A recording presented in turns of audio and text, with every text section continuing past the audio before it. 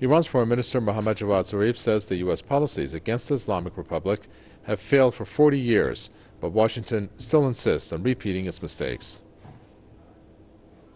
The mindset of the U.S. in the past 40 years that it can increase pressure on our people has been most damaging to Washington itself. Why did they fully equip Saddam Hussein? Nothing but attempt to suppress our nation. Why did they create the Taliban, the Al-Qaeda? Why did they create Daesh? Nothing but to limit Iran. When do they want to stop this wrong policy?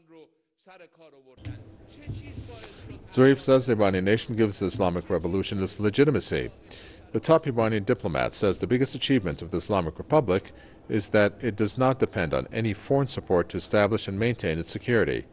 Zarif noted that Iranians are ready to take to the streets and show their support for the Islamic Revolution when it comes to their national interests and security. The top Iranian diplomat stressed that Tehran has been able to establish unprecedented positive relations with its neighbors.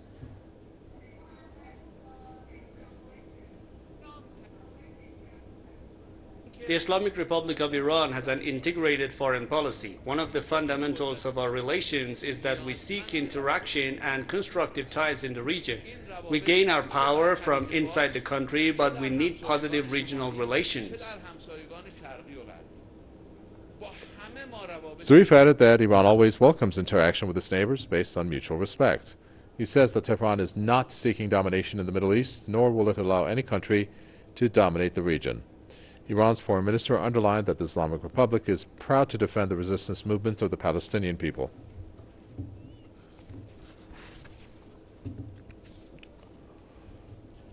Let's bring in Jason Unruhe, a political commentator and analyst, to find out what he thinks about Iran and the U.S. Well, at this point, Jason Unruhe, we're looking at basically two different viewpoints, and I'm curious as to what you think. I mean, we had yesterday 40 years since the Islamic Revolution to have succeeded, and it's a very huge milestone, and the images speak louder than anything else. We had millions and millions of Iranians that came out in support of the Islamic establishment here in Iran. But yet you have comments made from the U.S. President and the Secretary of State saying that it's been 40 years of failure. Why do you think the U.S. is under that illusion when obviously you have so many Iranians that came out in support, as evident from the protests yesterday? Well, on the surface, I'd say probably U.S. President Donald Trump doesn't know what the Islamic Revolution really is, so I wouldn't put much stock into what his opinion. As for Mike Pompeo, I think it's more frustration on the part of the United States and anger towards the inability to overthrow the Islamic Revolution itself. It's no secret that the United States has been trying to regain control of Iran since the Islamic Revolution itself, and I think that this is just an expression of anger. This is something that the United States frequently does with other countries. When they don't get their way in Venezuela, they call it a dictatorship. They say it doesn't work. They frequently refer to many countries as failed states, the ones that they are in hostilities with. They've called the DPRK a failed state, yet it has been the most fiercely independent state for many, many decades. Frankly, the idea that the Islamic Revolution has failed is frankly ridiculous to anyone who even has a basic understanding of what it is. Is Iran plotting its own course of independence, its own development? Absolutely. It's going into new areas of science and technology, things that many that third world countries are not capable of doing. Iran has pulled itself away from such a disadvantaged position and is developing along its own path. So this idea that Iran somehow has failed failed in the Islamic Revolution is certainly nonsense. This is something the United States frequently labels many countries with. This is just the usual United States aggressive policy towards any country that doesn't live underneath their domination.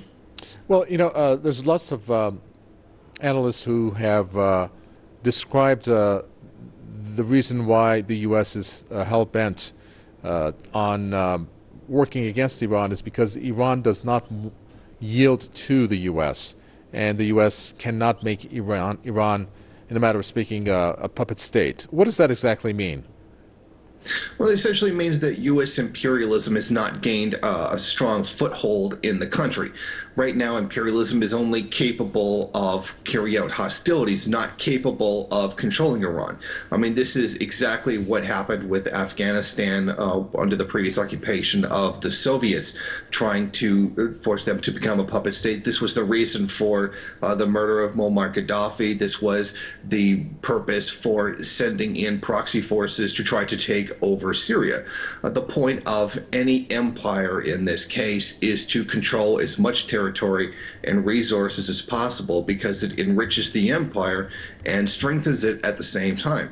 There's no doubt that this is largely due to the fact that they have not been able to take Iran. Iran has been proving a much more difficult nut to crack than many of the other countries of the Middle East, and I should include Yemen as well, being carried out by its ally Saudi Arabia, and to a large degree Israel itself, being the greatest U.S. ally inside the region.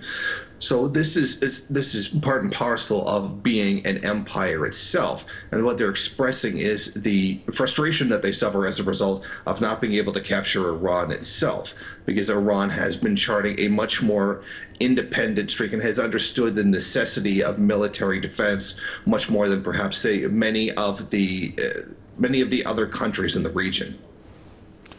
Very well, thank you very much for that. Jason Unruhe, political commentator and analyst. Thank you.